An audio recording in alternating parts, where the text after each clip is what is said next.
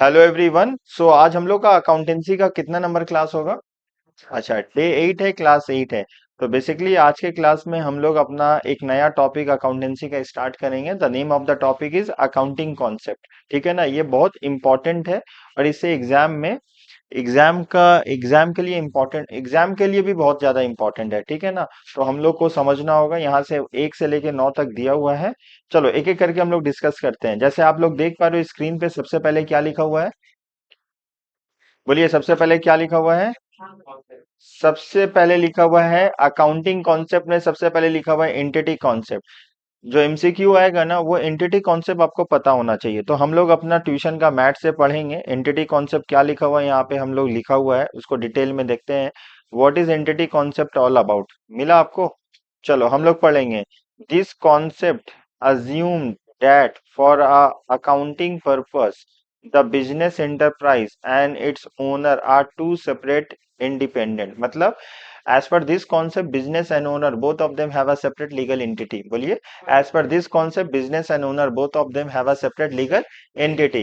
इसीलिए बिजनेस का ट्रांजैक्शन हम लोग बिजनेस में लिखते हैं, ओनर का ट्रांजैक्शन हम लोग बुक्स ऑफ अकाउंट्स में रिकॉर्ड नहीं करते हैं। ओनर का जो भी पर्सनल एक्सपेंस होता है ना, वो हम लोग बिजनेस के बुक्स में रिकॉर्ड नहीं करते हैं। क्यों नहीं रिकॉर्ड करते हैं? As per the business entity concept. Clear है? Thus thus the business and the personal transaction of its owner are separate। अभी हम आपको बताए ना, बिजनेस का खर्चा और ओनर का खर्चा हम लोग अलग अलग रिकॉर्ड करते हैं। एग्जाम में पूछेगा कि बताओ बाबू, कौन से कॉन्सेप्ट के हिसाब से बिजनेस का खर्चा और ओनर का खर्चा हम लोग सेपरेटली रिकॉर्ड करते हैं? तो किस में टिक मारेंगे? एंटिटी कॉन्सेप्ट में। समझ में आया आपको?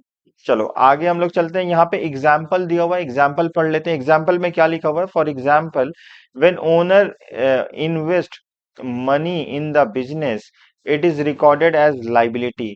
अब बोलेंगे when started business with cash, हम लोग क्या बोलेंगे? Started business with cash. तो एंट्री क्या होगा? Cash account debit to capital account.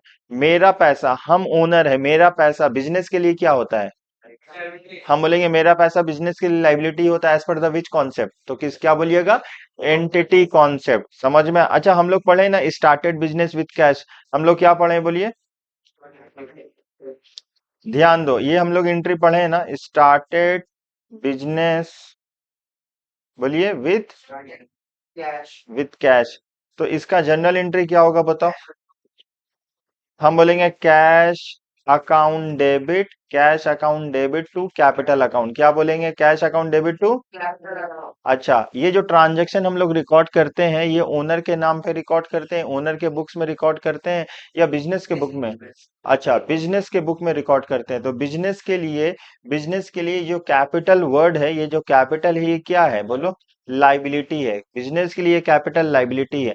हम बोलेंगे बिजनेस के लिए जो capital liability as per the which concept? बोलो, एंटिटी कॉन्सेप्ट। याद रहेगा एंटिटी कॉन्सेप्ट।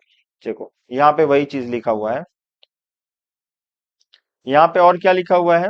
बोला similarly when the owner takes away from the business cash और goods for personal use it is not treated as business expenses. मतलब एक owner है, अपने business से प्राइवेट यूज या कंजम्पशन यूज या प्राइवेट यूज के लिए ना पैसा विड्रॉ कर ले रहा है, या कैश, चाहे पैसा या कैश विड्रॉ करे या फिर गुड्स विड्रॉ करे, उसको बोला जाता है ड्रॉइंग्स।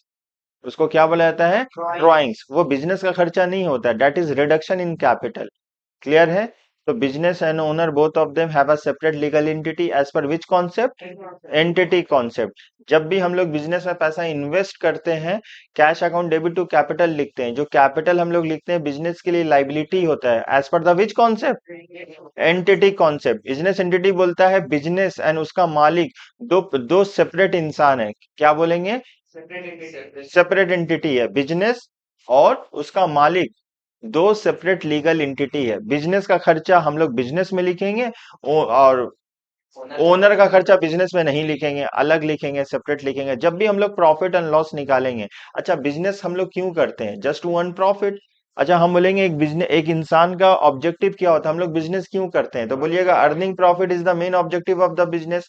जब भी हम लोग बिजनेस फॉर्म करते हैं, बिजनेस एस्टैब्लिश करते हैं, तो हम लोग का ऑब्जेक्टिव होता है कि हम लोग उससे कुछ पैसा कमा सके, अर्निंग प्रॉफिट। तो प्रॉफिट कमाने के लिए हम लोग बिजनेस का खर्चा को और बिजनेस का इनकम को कंपेयर करके प्रॉफिट एंड लॉस निकालेंगे, उसमें ओनर का पर्सनल खर्चा को इंक्लूड नहीं करेंगे। उम्मीद करते हैं यहां तक समझ में आया।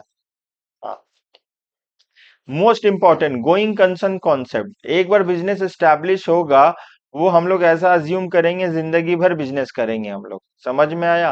बोला accounting assumes that business will continue to operate for a longer period of time in future. In other words, it is assumed that neither there is any interest nor necessity, क्योंकि हम लोग बिजनेस को बंद नहीं करेंगे। अच्छा, going concern concept का मतलब क्या होता है? Once the business establish will operates its function for a long period of time.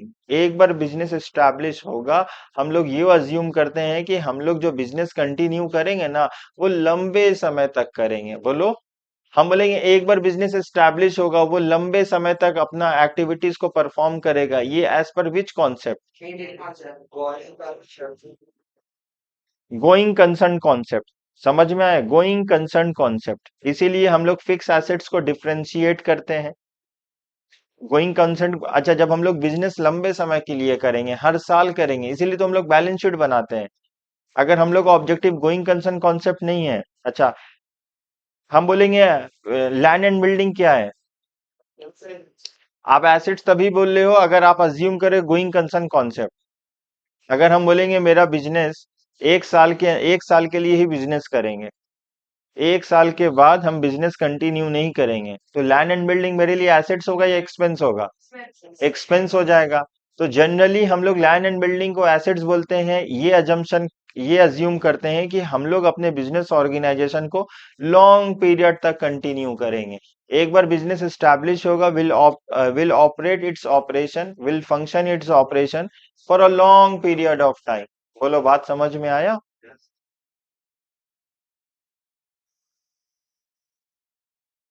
अच्छा, ये बिल्डिंग है, ये क्या लिखा हुआ है? ये कौन सा अकाउंट है? बोलो, ये कौन सा अकाउंट है? बोलो, आप बोलिए बाबू, बोलिए आप कौन सा अकाउंट? रियल अकाउंट है? सब बोल रहा रियल अकाउंट, इसीलिए रियल अकाउंट है या तुमको लग रहा रियल अकाउंट है? आप, हम जो पूछ रहे हो वो बोलो। सब बोल रहे हैं यहाँ पे रियल अकाउंट, इसीलिए रियल अकाउंट बोल रहे हो कि आपको लगता है सच में रियल अकाउंट है? अच्छा, रियल अकाउंट है। रियल अकाउंट में क्या है? एसेट्स, कौन सा एसेट्स है? कौन सा एसेट्स है? फिक्स एसेट्स, टैंजेबल, क्या है? टैंजेबल। आप इसको, बिल्डिंग को fix assets, real account tangible क्यों बोल रहे हो? As per which concept? वो नहीं, क्योंकि गोइंग कंसर्न कॉन्सेप्ट है। क्योंकि गोइंग कंसर्न कॉन्सेप्ट है। क्योंकि हम लोग ये अज्यूम कर रहे हैं, एक बार जो मशीन खरीदे हैं, बिल्डिंग खरीदे हैं, हम लोग का ऑब्जेक्टिव है कि लंबे समय तक बिजनेस चलाएंगे, ठीक है ना? अगर हम लंबे समय तक बिजनेस को कंटिन्यू करेंगे, तो जो भी फिक्स एसेट्स में हम लोग पैसा खर्च किए हैं, वो हम लोग over a period of time recover कर पाएंगे। अगर हम लोग का उद्देश्य नहीं है, ऑब्जेक्टिव नहीं है कि लंबे समय तक बिजनेस कंटिन्यू करना है, हमको सिर्फ एक साल के लिए बिजनेस करना है, तो जो भी मेरा फिक्स एसेट्स होगा उसको फिक्स एसेट्स बोलेंगे। तब तो कोई एसेट्स का कॉन्सेप्ट ही नहीं होगा ना, सारा ही मेरा क्या हो जाएगा? एक्सपेंस हो जाएगा, नॉमिनल अकाउंट हो जाएगा, ठीक है? दुनिया में जनरली जो भी बिजनेस स्टैब्लिश होता है, इन जनरल हम लोग उसको कौन सा कॉन्सेप्ट से मानते हैं? Going concern concept. अगर एक बिजनेस स्टार्ट हुआ है, हम लोग ये मानेंगे कि वो लंबे समय तक अपने फंक्शन को ऑपरेट करेगा। बोलिए, बात समझ में आया बाबू? हम बोलेंगे फिक्स एसेट्स को current asset, fix asset exam में क्या क्या पूछेगा? फिक्स, जो हम लोग एसेट्स रिकॉर्ड करते हैं as per which concept? Going concern concept से।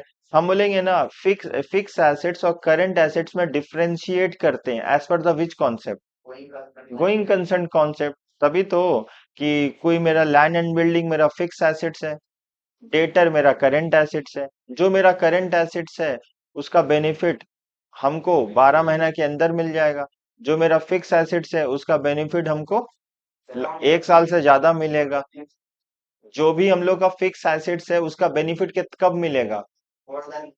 हम लोग का जितना भी फिक्स एसेट्स है जैसे land, building, plant and machinery, furniture and fixer, उसका बेनिफिट हमको 12 महीने से ज्यादा ही मिलेगा। ठीक है, लॉन्ग टर्म बोलते हैं। हम अगर बोलेंगे डेटर हो गया, स्टॉक हो गया, इसका जो बेनिफिट मिलेगा विद इन अ 12 मंथ ये एग्जॉस्ट हो जाएगा, खत्म हो जाएगा, ऐसा हम लोग का मानना होता है। हम बोलेंगे हम लोग जो फिक्स एसेट्स और करंट एसेट्स को डिफरेंशिएट कर रहे, अलग कर रहे, ये मेरा फिक्स एसेट्स है, ये मेरा करंट एसेट्स है, कौन से बुनियाद पे? गोइंग कंसर्न कॉन्सेप्ट, बोलिए बात समझ में आया? पीरियोडिसिटी और अकाउंटिंग कॉन्सेप्ट। दूसरा कॉन्सेप्ट क्या है? Periodicity and accounting concept.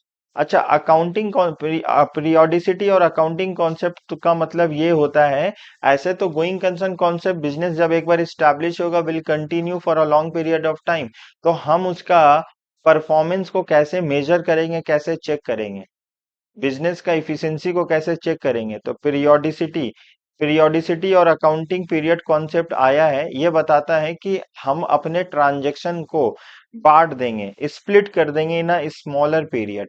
जैसे क्वार्टरली बोल सकते हो आप, हाफ ईयरली बोल सकते हो, या फिर आप एनुअली भी बोल सकते हो। तो हम लोग ये चेक देखो, हम लोग का बिजनेस में पैसा इन्वेस्ट किए हैं ना हम लोग, तो मेरा जो इन्वेस्टमेंट है वो मेरे हिसाब से सही चल रहा है या गलत चल रहा है। We are very much interested to know whether I am earning profit और loss at the end of the accounting year. तो हम लोग पीरियोडिसिटी कॉन्सेप्ट बोलता है ना कि आप एक फिनेंशियल स्टेटमेंट बनाइए, फिनेंशियल स्टेटमेंट बनाइए, मतलब एक बार हम लोग पढ़ लेते हैं। Accounting period concept assume that the infinite life of an organisation can be split into smaller period और equal duration, a quarter, half year और year. Due to this concept the operation result are ascertain for a specific period. मतलब एक business start हुआ है, जैसे यहाँ पे देखिए एक बिजनेस स्टार्ट हुआ है, जैसे एक बिजनेस स्टार्ट हुआ है, हम जिंदगी भर एक बिजनेस करेंगे, जिंदगी भर करेंगे, कब तक करेंगे? जब तक हम जिंदा हैं तब तक बिजनेस करते ही जाएंगे, लंबे समय तक बिजनेस करेंगे। तो बिजनेस करके हमको क्या मिलता है? मेरा बिजनेस करने का ऑब्जेक्टिव क्या है? To earn profit, earn profit. तो हमको ये बताना होगा कि सच में हम प्रॉफिट अर्न कर रहे हैं कि नहीं कर रहे हैं। तो हम क्या करेंगे ना, अब जो भी इनफिनाइट पीरियड है ना उसको एक इक्वल ड्यूरेशन में हम लोग बांट लेंगे, से फॉर 12 महीना, ऐसे 12 महीना, फिर 12 महीना, फिर 12 महीना, फिर 12 महीना। अब हम ये क्या करेंगे, ये 12 महीना में चेक करेंगे कि बिजनेस ने प्रॉफिट कमाया या लॉस कमाया, फिर ये 12 महीना में चेक करेंगे बिजनेस ने प्रॉफिट कमाया या लॉस कमाया, इस फिर अगेन नेक्स्ट 12 महीने में हम लोग ये चेक करेंगे बिजनेस ने प्रॉफिट कमाया, लॉस कमाया। अच्छा, बिजनेस प्रॉफिट एंड लॉस कैसे कमाएगा? हम लोग प्रॉफिट कैसे निकालते हैं? इनकम को ऐड करेंगे, एक्सपेंस को माइनस करेंगे। अरे बिजनेस के इनकम को ऐड करेंगे और बिजनेस के एक्सपेंस को माइनस करेंगे, पता क्या चलेगा? प्रॉफिट हुआ या लॉस हुआ, ये चीज हमको पता चलेगा। ठीक है, तो हम लोग क्या करेंगे, पीरियोडिसिटी कॉन्सेप्ट क्या बोलता है? बिजनेस के ड्यूरेशन को इक्वल ड्यूरेशन में बांट देना है, बिजनेस के टोटल लाइफ को इक्वल ड्यूरेशन में बांट देना, से फॉर 12 महीना। और उस 12 महीने से फाइनेंशियल रिजल्ट हम लोग निकालेंगे। फाइनेंशियल रिजल्ट का मतलब होता है हम लोग ये निकालेंगे बिजनेस में प्रॉफिट हुआ या लॉस हुआ। बात समझ पाए हो? आगे चले हम लोग। Money measurement concept, next concept का नाम क्या है बाबू? Money measurement concept, money measurement concept. अच्छा, मनी मेजरमेंट कॉन्सेप्ट एक बहुत अच्छा कॉन्सेप्ट है। ऐसे सारा ही अच्छा कॉन्सेप्ट है लेकिन ये और ज्यादा इंटरेस्टिंग है। रीजन क्यों पता है? Anything can measure in terms of money that only will be recorded in the books of account. हर वो चीज जो पैसा में मेजर कर पाएंगे उसी को बुक्स ऑफ अकाउंट्स में लिखते हैं हम लोग। यहाँ पे लिखा हुआ, a business transaction will always be recorded if it can be express in terms of money. हर वो चीज जो पैसे में मेजर कर पाएंगे, समझ में आया, उसी को हम लोग बिजनेस ऑर्गेनाइज मतलब बिजनेस में लिखेंगे, बिजनेस के बुक्स ऑफ अकाउंट्स में लिखेंगे। हर वो चीज जिसको पैसा में तौल पाएंगे, माप पाएंगे, उसी को किसके कहाँ पे लिखेंगे? बुक्स ऑफ अकाउंट्स में लिखेंगे। बोलिए, एग्जाम्पल हम पूछे, परचेज गुड्स फॉर कैश 10,000, बोलो। Money measurement concept, cash sales, paid rent. Ayaan is very intelligent, उसका इंटेलिजेंट, आयान नहीं होगा या उसका इंटेलिजेंट नहीं होगा? अच्छा, Ayaan is a name of a person. Ayaan का इंटेलिजेंट, अयान कितना इंटेलिजेंट है इसको पैसा में माप पाएंगे? Ayaan is very honest boy. बहुत अच्छा बात है, बोलिए सर। अल्लाह उसको और हिदायत दे, ऐसे और अच्छा बने, लोगों के साथ अच्छा करे। ये तो बहुत अच्छा बात है, अयान बहुत ऑनेस्ट बॉय है। लेकिन उसका ऑनेस्टी कितना वाला है? 10 रुपया वाला है, 100 रुपया वाला ऑनेस्टी है, 1000 रुपया वाला ऑनेस्टी है? सब। अच्छा, अयान का ऑनेस्टी, बाबू आप लोग ऑनेस्ट होके बोलना। आप लोग प्लीज ऑनेस्ट होके बोलना, अयान का ऑनेस्टी बुक्स ऑफ अकाउंट्स में रिकॉर्ड कर सकते हैं? क्यों नहीं रिकॉर्ड कर सकते? अच्छा, क्यों नहीं मेजर कर सकते, बोलो। पता कैसे चलेगा वो कितना रुपया वाला ऑनेस्ट है? समझ में आए तो। अकाउंटेंसी क्या बोलता है, बोलो, इन इन सिंपल वर्ड्स में, हर वो चीज, हर वो ट्रांजैक्शन जिसको आप मेजर कर पाइएगा इन टर्म्स ऑफ मनी, उसी को लिखिएगा।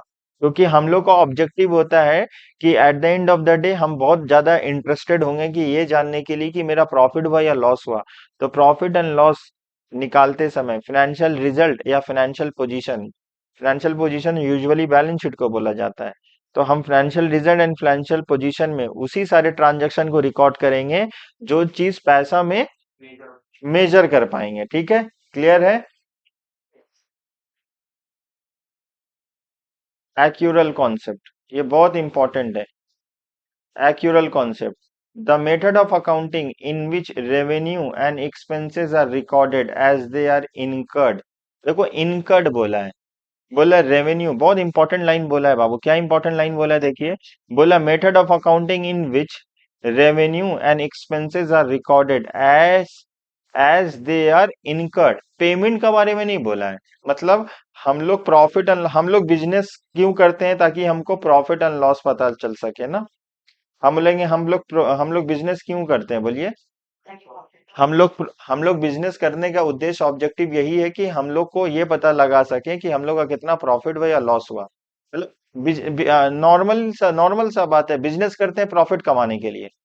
बिजनेस क्यों करते हैं? लॉस करने के लिए बिजनेस करते हैं? तो वो लॉस तो हो सकता है, लेकिन कभी भी हम लोग का इंटेंशन नहीं रहेगा, इरादा नहीं रहेगा कि हम लोग कभी भी लॉस कमाए। ठीक है ना? हम लोग देखो, बिजनेस में profit and loss is a part of a business. Profit and loss is a part of a business. हम लोग का ऑब्जेक्टिव यही होता है कि अपने बिजनेस ऑर्गेनाइजेशन से ज्यादा प्रॉफिट कमाएं। तो हम लोग प्रॉफिट कितना आ रहा है या नहीं आ रहा है, ये बात पता कैसे चलेगा? हम लोग को तो उसको कैलकुलेट करना होगा ना। तो हम लोग ये एक अकाउंट होता है, ये डेबिट साइड है, ये क्रेडिट साइड है। ठीक है? क्रेडिट साइड में यूजुअली, बताओ, क्रेडिट साइड में हम लोग क्या रिकॉर्ड करते हैं? इनकम। ठीक है ना? प्रॉफिट एंड लॉस निकालते समय क्रेडिट साइड में सब इनकम लिखते हैं, डेबिट साइड में हम लोग एक्सपेंस लिखते हैं। अब क्वेश्चन बोला है ना इनकर्ड, मतलब मेरा 1 साल का खर्चा है। यहाँ पे मान लो एक रेंट का हम एग्जांपल दे रहे हैं। रेंट हम देते हैं 10,000 रुपया महीना, साल का कितना हुआ? 1,20,000 रुपया। लेकिन हमने रेंट दिया ही नहीं है, तो हम क्या यहाँ पे लिखेंगे या नहीं लिखेंगे? लिखेंगे। 1 साल का खर्चा लिखेंगे, चाहे पेमेंट किया हो या नहीं किया हो। मेरा बात आप समझ में आया? हम लोग 1 साल का खर्चा लिखेंगे, चाहे पेमेंट किए हो या नहीं किए हो। चलो दूसरा एग्जाम्पल, हम सैलरी देते हैं अपने वर्कर को, ये मेरे लिए बिजनेस के लिए एक्सपेंस है। 1 साल में 12 महीना होता है। ठीक है? और इत्तेफाक से 10,000 रुपया महीना, 10 नहीं, 1 लाख रुपया हम सैलरी देते हैं अपने एम्प्लॉय को। एक एम्प्लॉय को मंथली बेसिस में 1 लाख रुपया सैलरी है, तो 12 महीना का 12 लाख रुपया। लेकिन हम लोग अभी ना सिर्फ, साल खत्म हो गया, हम सिर्फ 10 महीने का सैलरी दे पाए। मतलब 1 लाख रुपया लिखेंगे, या फिर हम यहाँ लिख के बताते हैं हम क्या बोल रहे हैं। ये कौन है? ये वर्कर है। ठीक है? ये कौन है? ये वर्कर का घर नहीं है, बिजनेस है। ये कौन है? बिजनेस है। समझ में आया? ये वर्कर है, ये बिजनेस को क्या कर रहा है? सर्विस दे रहा है। क्या दे रहा है? बदले में बिजनेस वर्कर को क्या देगा? क्या देगा? मुआवजा, कंपनसेशन। क्या देगा? कंपनसेशन, मुआवजा। मुआवजा में क्या देगा? सैलरी देगा। अब सवाल ये होता है, यहाँ मेरा साल स्टार्ट हुआ, यहाँ मेरा साल खत्म हुआ, पूरा यहाँ से 12 महीना हुआ, और इसका सैलरी जो है 1 लाख रुपया पर मंथ है। 1 लाख रुपया पर मंथ है। अब बताइए, ये पेमेंट कहाँ तक किया है? 10 महीना तक, टिल 10 मंथ। 10 महीना तक सैलरी दिया है, और 2 महीना का कंपनी दिया नहीं है। तो बताइए कंपनी के लिए खर्चा कितना हुआ? हम यहाँ तुमको ऑप्शन बोल दे रहे। कंपनी के लिए खर्चा कितना हुआ? 1 लाख रुपया, पहला ऑप्शन। अभी कोई नहीं बोलेगा, जिससे पूछेंगे वही बोलेगा, ठीक है ना। ऑप्शन बी 10 लाख रुपया, ऑप्शन सी 12 लाख रुपया, option D all of the above, सब खर्चा हुआ।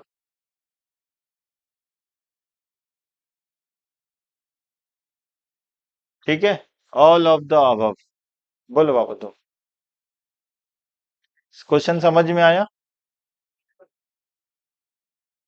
अब हमको एक्यूरल बेसिस के हिसाब से बोलना। ये जो वर्कर है, ये जो बेचारा काम कर रहा है, ये जो वर्कर है जो काम किया है कंपनी के लिए, ठीक है ना। कंपनी के लिए वर्कर है, कंपनी की सर्विस देता है, कंपनी बदले में इसको सैलरी देता है। अब रीजन क्या है ना, 12 महीने का सैलरी देना चाहिए।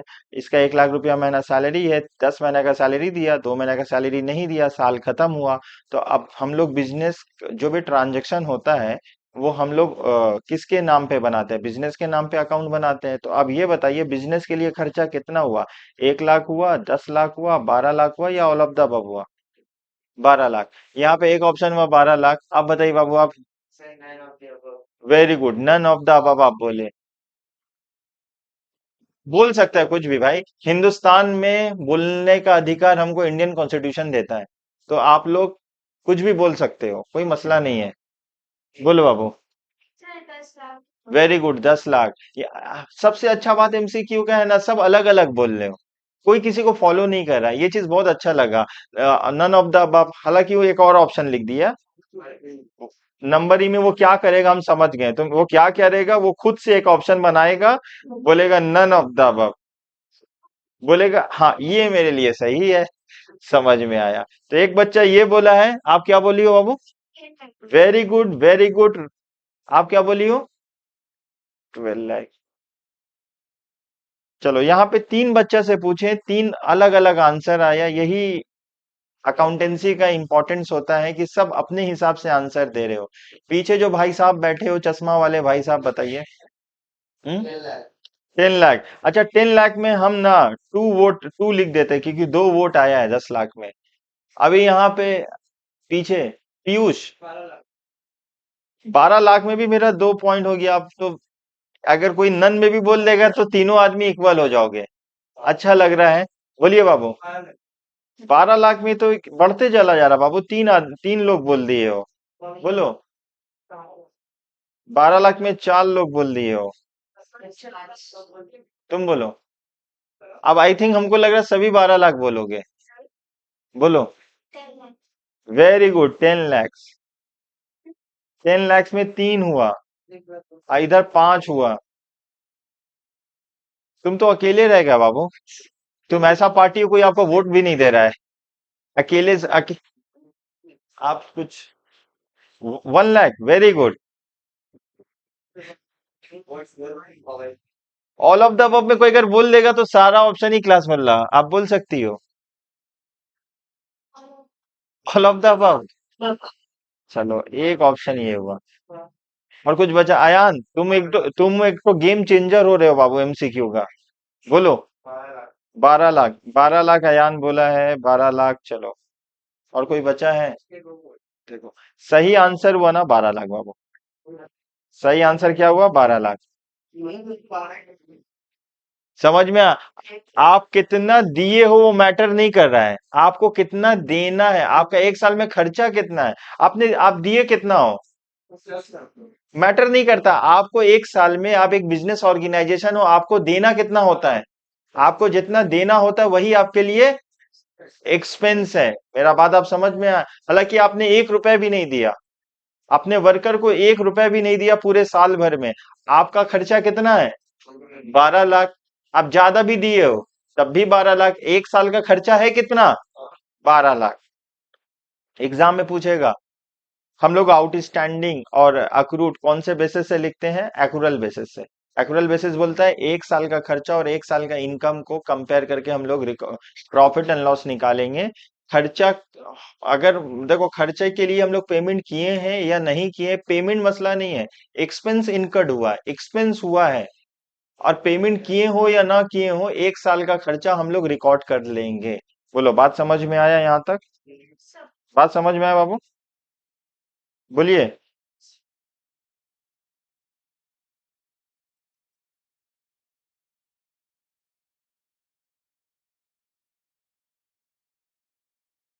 फ्यूल एस्पेक्ट कॉन्सेप्ट मतलब ये वाला चीज आपको याद रखना होगा, ये अकाउंटिंग का। मिस्टर लूका, डबल एंट्री सिस्टम कौन इंट्रोड्यूस किया था? मिस्टर लूका। इनको बोला जाता है अकाउंटिंग का फादर, पिताजी बोला जाता है। कौन सा ईयर था? 1494 से डबल एंट्री सिस्टम आया, एक नंबर में पूछेगा। फादर ऑफ अकाउंटेंसी मिस्टर लूका में टिक मारना, और ईयर नाम याद रखना, 1494। 1494 से ये बोला जाता है double entry system. Double entry system का फॉर्मूला क्या होता है? मतलब हर एक ट्रांजैक्शन का दो पहलू होता है। अगर हम किसी को पैसा दे रहे हैं तो किसी के पास से पैसा जा रहा है, किसी के पास से पैसा आ रहा है। समझ में? हर एक ट्रांजैक्शन में दो पार्टी इन्वॉल्व होता है। हर एक ट्रांजैक्शन में कितना पार्टी इन्वॉल्व होते हैं? Two parties are involve in each and every transaction. मतलब किसी के पास, अगर हम आपको पैसा दे रहे हैं तो आपके पास पैसा जा रहा है, मेरे पास से पैसा कम हो रहा है। आपका आप डेबिट होगे, हम क्रेडिट होंगे। मेरा बात आप समझ में आया? Matching concept. मैचिंग कॉन्सेप्ट बोला, this concept state that the expense are incurred in the accounting period should be match with the revenue earn for that period. अच्छा, हम मैचिंग कॉन्सेप्ट आपको तुमको समझा दे रहे हैं। जो ट्रेडिंग अकाउंट होता है ना, अब ये ट्रेडिंग अकाउंट क्या होता है? बस एक तरह का अकाउंट होता है। हम लोग ये ट्रेडिंग अकाउंट ना सेमेस्टर 2 में है। Just I want to explain you the matching concept, इसीलिए हम ट्रेडिंग अकाउंट के बारे में बता रहे हैं। बस समझ लो, ट्रेडिंग अकाउंट भी एक तरह का अकाउंट होता है जिसका ऑब्जेक्टिव उद्देश्य होता है ग्रॉस प्रॉफिट निकालना। ठीक है? तो मैचिंग कॉन्सेप्ट क्या होता है? हम तुमसे पूछेंगे प्रॉफिट कितना हुआ, बताइएगा। ठीक है? ओपनिंग स्टॉक है। अच्छा, ओपनिंग स्टॉक नहीं है। देखिए, यहाँ परचेज है, खाली हमको बताना प्रॉफिट कितना हुआ। आपने परचेज किया 1000 यूनिट। आपने परचेज कितना किया? 1000 यूनिट। ये लिखना है, आपने परचेज किया 1000 unit at the rate of rupees 10 each. At the rate of rupees 10 each. आपने सोल्ड किया है 800 units at the rate of rupees 20 each. आप हमको प्रॉफिट बता दो कितना आएगा। आप हमको प्रॉफिट बता दो, सब लोग बताइए प्रॉफिट कितना हुआ।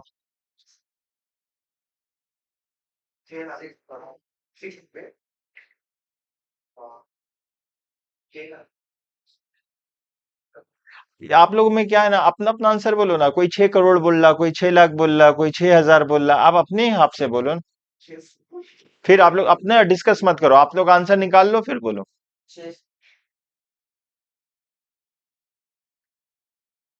तुम्हारा आंसर गंदा है।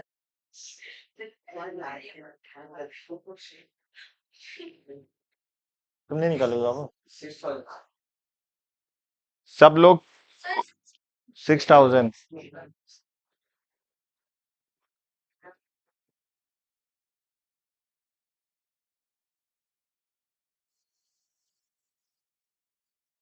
देखो, डेबिट साइड पे हम लोग लिखेंगे खर्चा, क्रेडिट साइड में इनकम। परचेज कितना किए हम लोग? 1000 इंटू 10 कितना हो जाएगा? 10,000। यहाँ 10,000 लिख देंगे, कोई प्रॉब्लम है? और यहाँ पे लिख देंगे सेल। सेल कितना किए हो? 800 इंटू 20 रुपया करके, तो कितना आ जाएगा? 16,000। तो डिफरेंस कितना आ जाएगा? Very good. जिसका 6,000 आ रहा है उसका राइट है। कितना आ रहा है? जिसका 6,000 आ रहा है उसका क्या है? बोलो हाथ उठाओ, किसका 6-6 हजार था? Very good. एक दो। अच्छा ठीक है, रेस्ट योर हैंड। एक दो तीन चार, आपका कितना था? कोई बात नहीं, छह तो था ना, 6 हजार ही बोलना चाहते थे, लेकिन गलती से 6 लाख बोल दिए। आप भी छह कैटेगरी में आ रहे हो, आप भी छह ही बोलना चाहते थे ना, 6 हजार। तो दो चार 6 हजार के कैटेगरी में कौन कौन आ रहे हैं? बोलो हाथ उठाओ। दो चार छ आठ नौ दस। तो मोस्टली आप लोग अगर ऐसा करिएगा ना, तो ये क्या होगा, आपको जीरो मिलेगा। जिसका 6 हजार है वो सब गलत है। ठीक है, 6 हजार भी ऑप्शन में रहेगा। इसीलिए तो हम लोग मैचिंग कॉन्सेप्ट पढ़ लें। 6 हजार पहला ऑप्शन दिया रहेगा और आप लोग पहले टिक मारोगे, पता चलेगा गलत। अगर हम 2 मिनट चुप हो जाएंगे, तुम खुद ही से आंसर, सही आंसर गलत आंसर घोषित कर दोगे। 2 मिनट मेरा बात तो सुनो, फिर तुम खोल ले हो, मैं ही खोल रहा हूं। चुप से खाली बैठ के सुनो हम क्या बोल रहे हैं। अगर आप 6 हजार ठीक करते हो, तो आप नॉर्मल हो, हर बच्चे की तरह आपको भी जीरो मिल जाएगा। लेकिन आप अकाउंटेंसी जानिएगा, मैचिंग कॉन्सेप्ट जानिएगा, तब आंसर डिफर आएगा। अगर आप ऐसे बनाइएगा तो आपका गलत हो जाएगा। चलो कैसे बनाना है सर, आप बता दीजिए। हम लोग मैचिंग कॉन्सेप्ट, आपने सामान कितना का परचेज किया? हम ये अकाउंटिंग, हम लोग सामान कितना का परचेज किए? सर आप सामान खरीदे 1 हजार इंटू 10। 1 हजार इंटू 10। 1 हजार को अगर 10 से मल्टीप्लाई करेंगे तो वो कितना आ जाएगा? 10 हजार। और यहाँ पे सेल, सेल कितना किए हम लोग? 800 यूनिट इंटू 20। तो ये 16 हजार। अब अकाउंटेंसी बोलता है ये कंपेयर नहीं हो पाएगा, कंपेयर बराबरी वाले में होना चाहिए। कंपेयर बराबरी वाले में होना चाहिए। अयान, तुम खली से जीत पाओगे? क्यों नहीं लड़ पाओगे? क्योंकि सर खली कहाँ और हम कहाँ, लड़ाई बराबरी वाले में होना चाहिए। 19 नहीं है, 1900 का डिफरेंस हो रहा है। समझ में आया? तो यहाँ पे हम लोग डेबिट साइड में कितना यूनिट्स, अब बात नहीं, डेबिट साइड में हम लोग कितना यूनिट्स लिख रहे हैं, बोलिए। कितना यूनिट्स लिख रहे हैं? 1 हजार यूनिट। और सेल कितना हुआ? अभी बचा कितना है? 200 यूनिट। तो हम लोग मानेंगे 200 unit closing stock. Matching concept match करना होगा ना, ये मैच कहाँ हो रहा, फिर मैच माइनस हो जाएगा। 200 इंटू 10 कितना आ जाएगा? 2 हजार। समझ में? ये आ जाएगा 18 हजार। पहले हमको करने तो दो बाबू।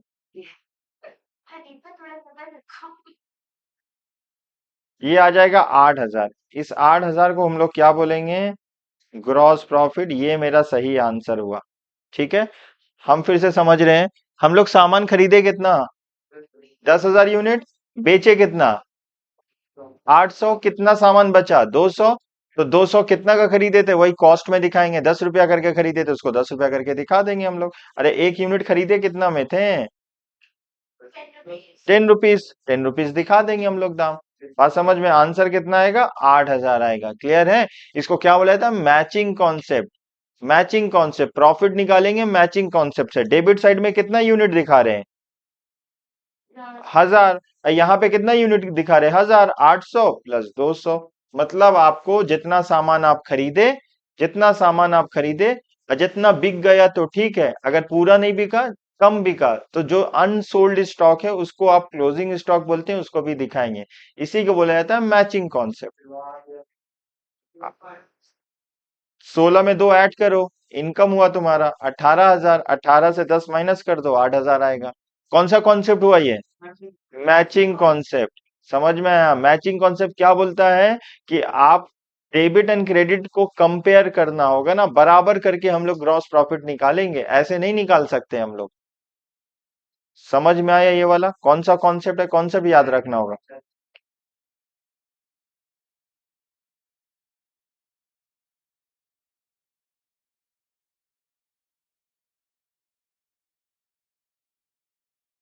देखो यहाँ पे रियलाइजेशन कॉन्सेप्ट का मतलब होता है, the term realisation means the creation of legal rights to receive money.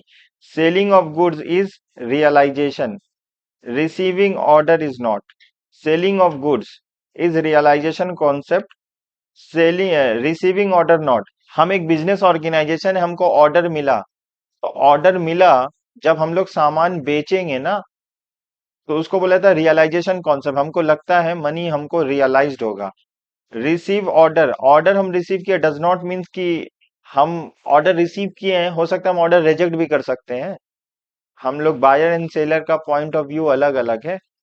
तो when the goods are sold on credit to customer are to be included in the sales for the purpose of computing the profit or loss for the accounting period। तो हम बोलेंगे जब भी हम लोग सामान credit में सेल करते हैं, तो हम लोग सेल क्यों लिखते हैं, रियलाइजेशन कॉन्सेप्ट के हिसाब से। हम बोलेंगे कैश सेल्स, तो बोलिएगा cash account debit to sales. हम बोलेंगे sold goods to and receive cash, cash account debit to sales. हम लोग इनकम क्यों मान रहे हैं, क्योंकि हम लोग सामान सेल कर दिए, गुड्स डिलीवर्ड कर दिए, सामान बेच दिए हैं, हमको पैसा नहीं मिला, और हमको लगता है the term realisation means creation of legal rights to receive money, अब मेरे ऊपर अधिकार हो गया है ना। मतलब मेरे बिजनेस के ऊपर अधिकार है, राइट्स है कि पैसा लेने का, किससे, थर्ड पार्टी से, क्या मतलब कस्टमर से, अपने डेटर से, क्योंकि बिजनेस ने सामान बेचा है क्रेडिट में, तो वो अपने बुक्स ऑफ अकाउंट्स में क्या लिखेगा, सेल लिखेगा। ठीक है। कॉस्ट कॉन्सेप्ट का मतलब क्या होता है, कॉस्ट कॉन्सेप्ट का मतलब क्या होता है, बोला accounting cost concept state that all the assets are recorded in the books of accounts in their purchase price which include cost and acquisition transportation and installation, not its the market price. जैसे example के तौर से आप एक machine लेके आ रहे हो, आप क्या लेके आ रहे हो बाबू, मशीन लेके आ रहे हो, अपने बिजनेस ऑर्गेनाइजेशन में मशीन ला रहे हो, तो मशीन का दाम कितना है बताओ, एग्जाम्पल के तौर से 1 लाख रुपया, अब मार्केट से कितना में खरीदे, 1 लाख रुपया में खरीदे हो, तो खरीदे कहाँ से, मार्केट से, तो मार्केट में आपका, देखो आप, आपका गोडाउन, आपका मैन्युफैक्चरिंग यूनिट है, आपने मार्केट से खरीदा 1 लाख का मशीन, अब मशीन को इंस्टॉल कराओगे, एक जगह से दूसरी जगह लेके आओगे, तो एक्सपेंस तो होगा ना, तो इसको लाने का जो खर्च होगा और इंस्टॉल करने का जो भी खर्च होगा, वो मशीन में ऐड कर देंगे, और मशीन इसको दिखाएंगे बैलेंस शीट में, मार्केट वैल्यू में हम लोग नहीं दिखाते हैं, मेरा चीज का आज मार्केट वैल्यू कितना है उसमें नहीं दिखाते, कॉस्ट में दिखाते हैं हम लोग। ठीक है। अब जैसे एग्जांपल के तौर से मशीन खरीदे 1 लाख का, इसका इंस्टॉलेशन कॉस्ट, इंस्टॉलेशन का मतलब इसको इंस्टॉल करने का खर्चा हुआ 20,000, तो हम लोग बुक्स ऑफ अकाउंट्स में कितना लिखेंगे, एसेट साइड में 1,20,000, मेरा एसेट्स कितना हुआ, 1,20,000। हम मशीन खरीदे 1 लाख का, उसको लाने और इंस्टॉल करने में 20,000 का खर्च हुआ, तो अब हम ना मशीन को 1 लाख नहीं बोलेंगे, कितना बोलेंगे, 1,20,000। अब बोलेंगे मशीन का दाम कितना है मेरा, 1,20,000। बात समझ में आया, मशीन लाए 1 लाख में, इंस्टॉल किए 20,000 रुपया लगा, तो हम बोलेंगे हम लोग का मशीन का खर्च हुआ है 1,20,000। ये 1,20,000 हम लोग बीएस बैलेंस शीट के एसेट साइड में लिखेंगे। बोलो बात समझ में आया।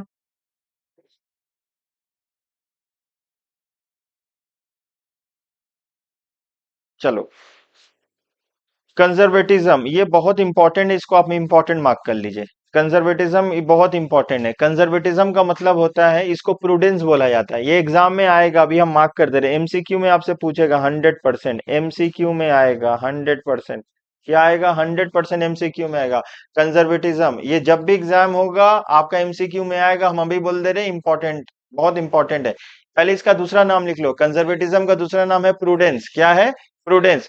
प्रूडेंस हिंदी में हम बता रहे क्या होता है, प्रूडेंस बोलता है फ्यूचर का होने वाला लॉस को बुक्स ऑफ अकाउंट्स में लिखेंगे, बट फ्यूचर का होने वाला इनकम को बुक्स ऑफ अकाउंट्स में नहीं लिखेंगे। जैसे हम एक बिजनेस है, हम एक बिजनेस है, हमको लगता है मेरा फ्यूचर में कोई लॉस होने वाला है, 1 लाख का, 50,000 का, कोई भी अमाउंट का, उसको आज ही हम लिख लेंगे किताब में। समझ में आया। प्रूडेंस का मतलब क्या होता है, प्रूडेंस का मतलब क्या होता है, हम एक बिजनेस है, समझ में आया, और हमको लगता है फ्यूचर में 50,000 का, 20,000 का, 10,000 का, एनी XYZ अमाउंट का लॉस हो सकता है, फ्यूचर में लॉस हो सकता है, हुआ नहीं है, हो सकता है, हुआ नहीं है, हो सकता है, इसको क्या बोला जाता है, प्रोविजन। इसको क्या बोला जाता है, प्रोविजन। बोलो, हो सकता है, हुआ नहीं, इसको क्या बोला जाता है, प्रोविजन। हम लोग प्रोविजन मेंटेन करते हैं, हमको लगता है कि मेरा कुछ लॉस हो सकता है या खर्च हो सकता है, हम एक प्रोविजन मेंटेन कर लेंगे। तो प्रूडेंस का मतलब होता है कंजर्वेटिज्म। बोलिएगा बिजनेस ऑर्गेनाइजेशन अज्यूम करता है, ये मानता है कि फ्यूचर में मेरा कुछ लॉस होने वाला है, उसको आज ही हम रिकॉर्ड कर लेंगे, मान लेंगे। इसको हिंदी में बोले, इंग्लिश में आम में बोला जाता है ना, एक्सपेक्ट फ्यूचर, मतलब ना फ्यूचर इज अनसर्टेन। फ्यूचर क्या होता है? अनसर्टेन होता है। अगर हमको लगता है कि फ्यूचर में कोई भी खर्च होने वाला है, उसको आज ही बुक्स ऑफ अकाउंट्स में हम लोग उसको रिकॉर्ड कर लेंगे। अगर एग्जाम में आएगा तो आप समझ पाइएगा प्रूडेंस का मतलब क्या होता है। अच्छा, प्रूडेंस आपसे पूछेगा PBD, provision for bad debt, क्या पूछेगा? Provision for bad and doubtful debt. हम बोलेंगे प्रोविजन फॉर डाउटफुल डेट हम लोग क्यों मेंटेन करते हैं? बोलिएगा प्रूडेंस कॉन्सेप्ट के हिसाब से। अच्छा, यहाँ पे देखो, यहाँ प्रूडेंस से ये वाला एग्जाम्पल बहुत आता है एग्जाम में, देखो यहाँ पे आता है। हम जो बोल रहे वो ही एग्जाम में बहुत ज्यादा आता है, ठीक है।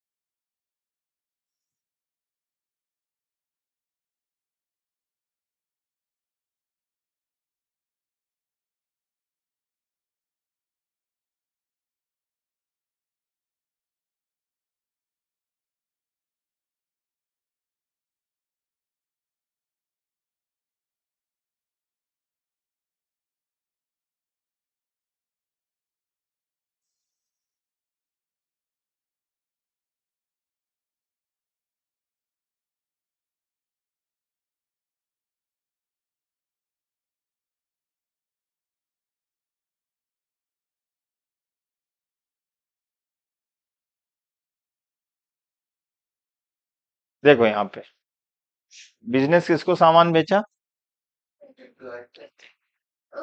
बिजनेस किसको सामान बेचा? कस्टमर को। यहाँ पे अब तुम समझ ही सकते हो बिजनेस कौन है।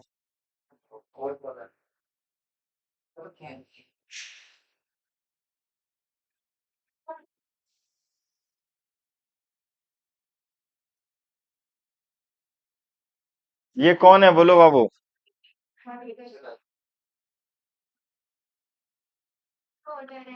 एक ओनर है और एक कौन है?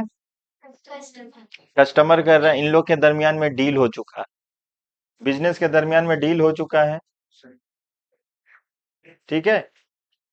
अभी यहाँ पे देखिए, बिजनेस के दरमियान में डील हो चुका है, डील हो चुका है, सब एक दूसरे को कॉन्ग्रेचुलेशन बोल रहे हैं, ठीक है ना।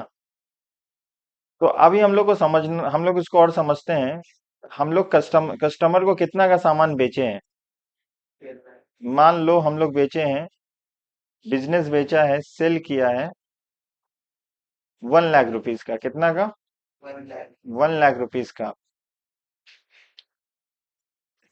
बिजनेस कितना का सामान बेचा है? 1 लाख रुपीज का बेचा है। बिजनेस सेल किया है तो ये अपना इनकम रिकॉर्ड करेगा, और एट द सेम टाइम ये क्रेडिट सेल है। ये क्या है? क्रेडिट सेल है। तो बिजनेस क्या रिकॉर्ड करेगा? Debtor account debit to sales account, debtor account debit to, debtor account debit to sales account.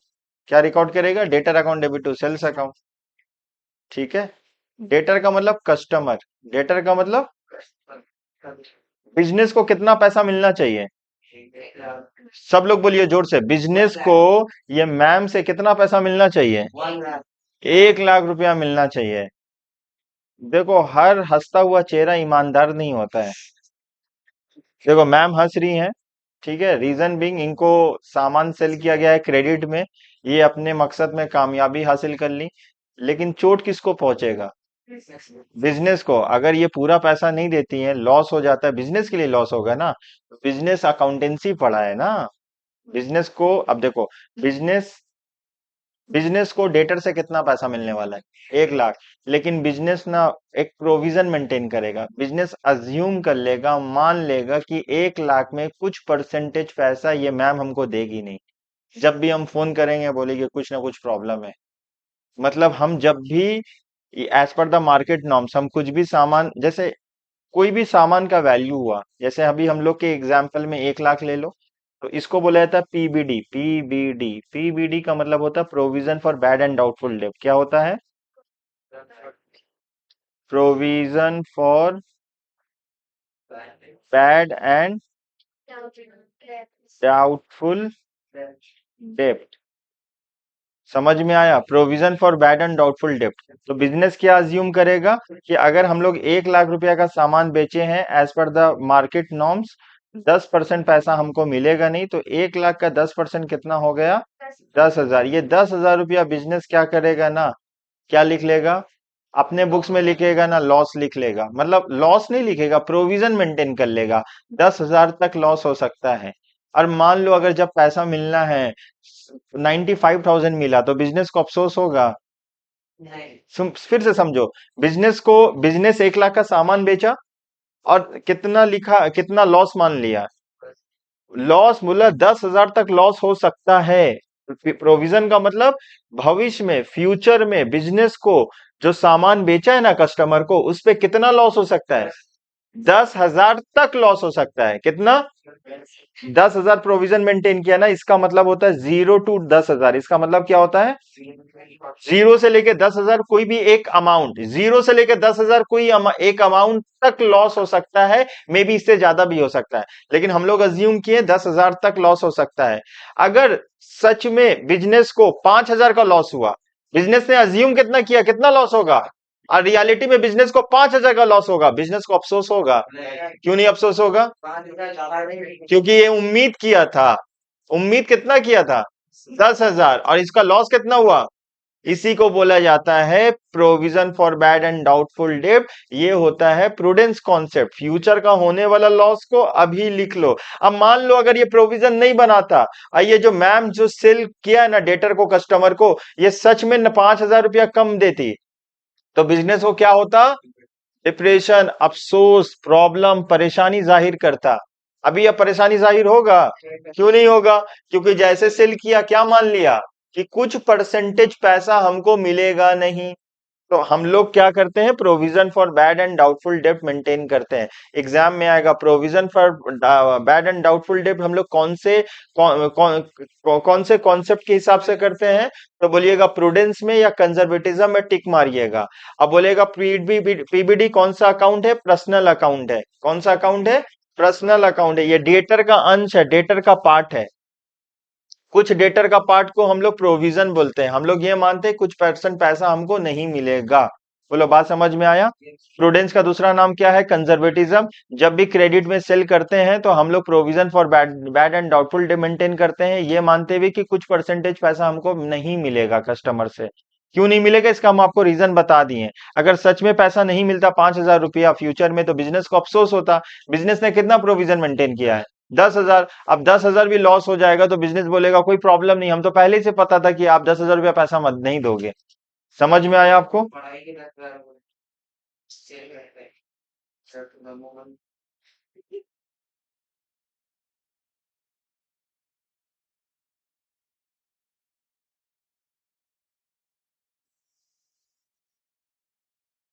Consistency का मतलब होता है ईयर आफ्टर ईयर आप अपना मेथड चेंज नहीं कर सकते हो।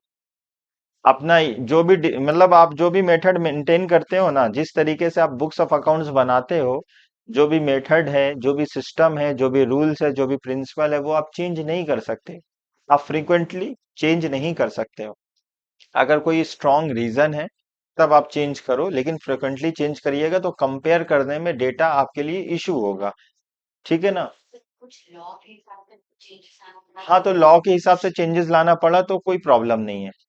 समझ में आया? चलो यहाँ पे convention of consistency means that the same accounting principle should be use preparing the statement year after. मतलब जो स्टेटमेंट, जैसे एग्जांपल के तौर से आप बहुत दिन से एक ही घर में रह रहे हो, अब हर साल हर महीना घर चेंज करोगे तो एरिया मोहल्ला वाला आदमी क्या समझेगा? आतंकवादी आपको बोलेगा, क्यों भाई चेंज कर रहा है? अपना नाम चेंज कर दे रहा है, कभी यहाँ रह रहा है कभी वहां रह रहा है, कुछ तो होगा ना। बहुत इंसान नाम भी चेंज करता है। तो आदमी क्या समझे? कोई अपना सिम चेंज कर दे रहा बार बार, हर महीना में सिम चेंज, बोलेगा भाई बहुत बड़ा घपला वाला इंसान है, एक सच में कुछ चोरी वोरी कुछ स्कैम कर रहा है। मेरा बात आप समझ में आया? अभी हम लोग नॉर्मली देखो, एक जमाना से एक जगह रह रहे हैं, पूरा एरिया मोहल्ला जानता है, लेकिन आप जमाना को जानने ही नहीं दोगे, जानने से पहले ही फ्रिक्वेंटली चेंज होते रहोगे, तो आपके ऊपर आप लोग क्या समझेंगे आपको? कुछ इलीगल कुछ गलत काम कर रहा है। ये अच्छा बात है या खराब बात है? जब आपके दिल में चोर नहीं है, आप चोर नहीं हो, आपके मुंह में बोल रहे जब आप चोर नहीं हो, आपके दिल में चोर नहीं है, तो आप काहे चेंज कर रहे हो? गलत है, गलत बात है ये। तुम गलत हो, तुम सही हो, तो क्यों चेंज कर रहे हो बाबू? अरे एग्जाम्पल आप अपनों पर मत लीजिए। समझ में आया? तो यहाँ पे बिजनेस जो चीज फॉलो कर रहा है वही फॉलो करेगा, बिजनेस को चेंज नहीं करना है। क्लियर है? अनलेस कोई गवर्नमेंट ने बता दिया कि आपको ये सिस्टम लाना होगा, ये सिस्टम को अडॉप्ट करना होगा, वो अलग बात होता है, वो एक्सेप्शनल होता है, वो सबके लिए लागू है, हमको करना होगा।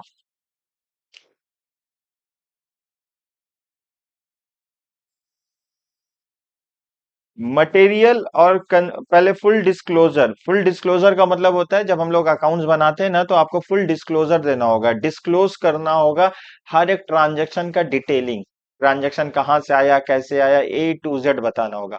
मटेरियल कॉन्सेप्ट का मतलब क्या होता है ना, कि बिजनेस में मटेरियल कॉन्सेप्ट मतलब समझ लो, जैसे आप 10 लाख का 10 लाख का एसेट्स परचेज किए, ठीक है, और 20 रुपया का 20 रुपया का मान लो आप स्टेशनरी खरीदे, तो कौन सा मटेरियल कॉन्सेप्ट है? किसके नहीं रिकॉर्ड करने से पूरा सब कुछ चेंजेस आ जाएगा? एक्सपेंसिव 20 रुपया। भाई 10 लाख और 20 रुपया दोनों में किसको रिकॉर्ड कर नहीं करेंगे तो सब कुछ चेंजेस आ जाएगा।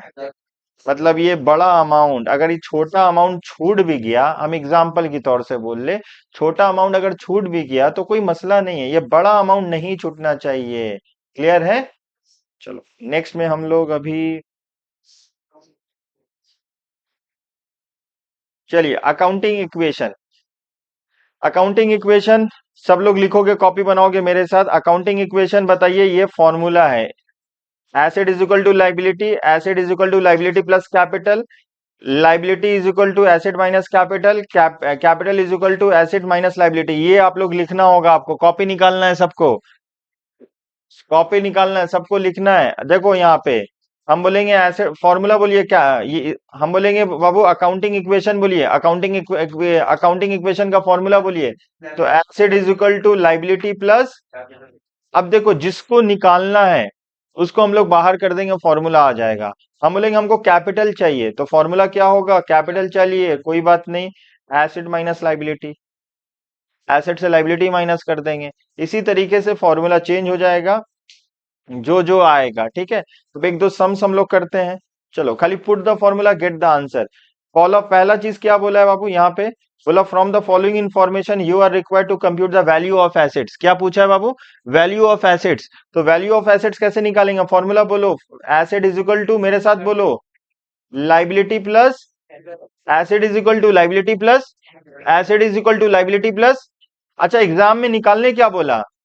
आपको एसेट्स निकालने बोला ना, तो ए तो हमको पता नहीं है। अब देखिए लाइबिलिटी पता है हमको, हाँ 8 लाख, और कैपिटल पता है 6 लाख। तो लाइबिलिटी हम लोग लिखेंगे 8 लाख, और कैपिटल कितना लिखेंगे हम लोग? तो 8 6 14 14। तो asset is equal to 14 lakh, 14 lakh में आप टिक कर देना, आंसर आ चुका है, देखो यहाँ आंसर आ चुका। ठीक है, चलिए क्वेश्चन नंबर 2 आते हैं हम लोग। क्वेश्चन नंबर, बाबू बैठे नहीं रखना, लिखना है मेरे साथ, करना है जल्दी जल्दी। क्वेश्चन नंबर 2 में क्या है? From the you are required to compute the value of assets. Again हम लोग को क्या बोला? वैल्यू ऑफ एसिड, जल्दी से बोलो formula. Asset is equal to liability plus बोलो ए इज इक्वल टू, अब दोनों को ऐड कर दो, 5 लाख प्लस 6 लाख, आंसर कितना आएगा? ए इज इक्वल टू 11 लाख। दो चीज हम लोग कर लिए। चलो अभी यहाँ पे क्वेश्चन नंबर 3।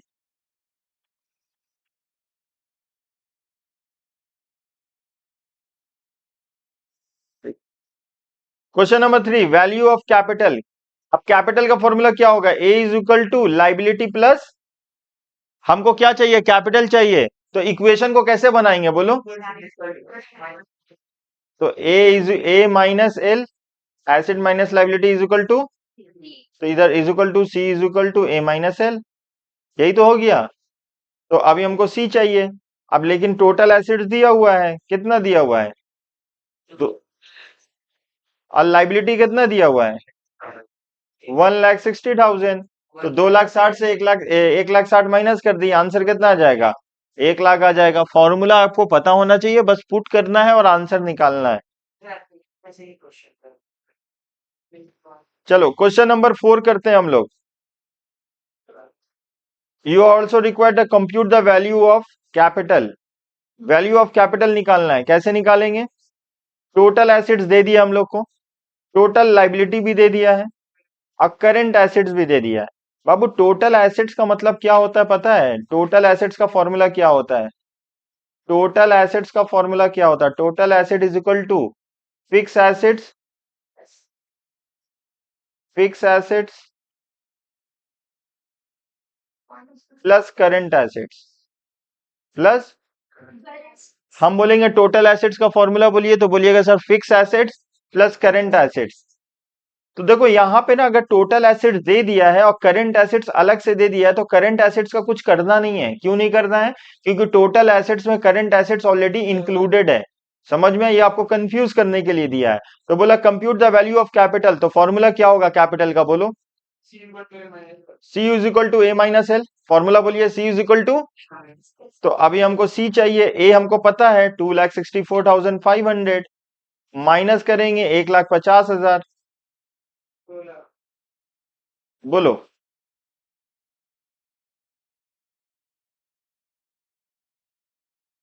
आंसर कितना आ जाएगा हम लोग का? अच्छा ये टोटल फिक्स एसेट्स है, टोटल एसेट्स नहीं है, टोटल फिक्स एसेट्स है। टोटल एसेट्स निकालना होगा ना। देखो हमको यहाँ पे देखिए, यहाँ पे देखिए बाबू, टोटल एसेट्स का फॉर्मूला क्या होता है? Total fix asset plus total current assets. बोलिए अगर हम लोग को टोटल एसेट्स दिया रहता, बोलो अगर क्वेश्चन में टोटल एसेट्स दिया रहता और करंट एसेट्स या फिक्स एसेट दिया रहता, तब मेरा वो कोई काम का नहीं है। जब आपको टोटल फिक्स एसेट, देखो टोटल एसेट्स बोल देगा, टोटल एसेट्स कैसे बनता है? अरे टोटल एसेट्स कैसे बनता है? Fix assets plus current assets. मेरे बोलने का मतलब है, अगर आपको टोटल एसेट्स दे दिया है, अगर टोटल एसेट्स दे दिया है, अगर बाद में अदर फर्दर इंफॉर्मेशन में आपको फिक्स एसेट और करंट एसेट्स भी दिया, तो मेरा फिक्स एसेट्स और करंट एसेट्स कोई काम का नहीं है, अगर हमको टोटल एसेट्स दे दिया है। क्लियर है यहां तक? क्वेश्चन में क्या दिया? टोटल फिक्स एसेट्स, मतलब टोटल एसेट्स तो नहीं दिया है ना। तो फिक्स एसेट्स कितना है? 2,64,500 प्लस करेंट एसेट्स कितना है? 85,500। ऐड करो, ऐड करने के बाद बस फॉर्मूला पुट करना है, एसेट माइनस लाइबिलिटी। अब लाइबिलिटी कितना है हम लोग का? 1,50,000। बोलो एसेट्स कितना आएगा हम लोग का? ऐड करिए बाबू। 2,64,500 प्लस 85,500, 3,50,000, 3,50,000। अब देयर फोर कितना आ जाएगा आपका आंसर? 2 लाख आ जाएगा। चलो ये एक काम करते हैं, क्वेश्चन नंबर 5। क्वेश्चन में क्या बोला, क्या निकालने? बोलो वैल्यू ऑफ, अब एक बार पूरा क्लास बोलेगा जोर से, वैल्यू ऑफ कैपिटल बोला, हाईलाइट कर लिए वैल्यू ऑफ कैपिटल। बताइए वैल्यू ऑफ कैपिटल कैसे निकलता है? Value of capital sir C is equal to A minus L. C का मतलब होता है कैपिटल, ए का मतलब होता है एसेट्स, एल का मतलब होता है लाइबिलिटी। अभी हमको यहाँ पे ना सारा चीज ना इंफॉर्मेशन दिया हुआ है, हमको निकालना होगा। बिल्डिंग क्या है मेरा? एसिड्स है। फर्नीचर मेरा क्या है? एसिड्स है। डेटर मेरा क्या है? एसिड्स है। ये दोनों मेरा क्या है? ये दोनों मेरा क्या है? लाइबिलिटी है। मेरा बात आप समझ में आया? ये दोनों मेरा लाइबिलिटी है। अब आपको खाली अमाउंट प्लस करना है और आंसर आ जाएगा। प्लस करके हमको बताइए कितना आ रहा है। टोटल एसेट्स कितना आ जाएगा हम लोग का? जल्दी सब लोग प्लस करो। टोटल एसेट्स कितना है? सर टोटल एसेट्स 10 लाख है। कैसे आया? 5,50,000। 5, 2, 7, 8, 10। 10 लाख हो गया ना, इजी कैलकुलेशन है। अब करेंट लाइबिलिटी कितना है? 2 लाख। 2,50,000। आप खाली माइनस कर देना, माइनस करोगे कितना आएगा? 7,50,000 वैल्यू ऑफ कैपिटल। कोई डिफिकल्ट है? कोई डिफिकल्ट नहीं है। तो बाकी ये जितना है आप कोशिश करना यहाँ तक घर से आगे करके लाने के लिए। 6 से आपका होमवर्क रहेगा, जितना आपका बन पाए, ठीक है ना? बाकी हम लोग नेक्स्ट क्लास में हम लोग कंटिन्यू करेंगे। बाबू अगर आप लोग चैनल पे नए हो, चैनल को सब्सक्राइब करिए, वीडियो को लाइक करिए, अपने फ्रेंड के साथ जरूर शेयर करिए। मिलते हैं नेक्स्ट क्लास में। Thank you so much.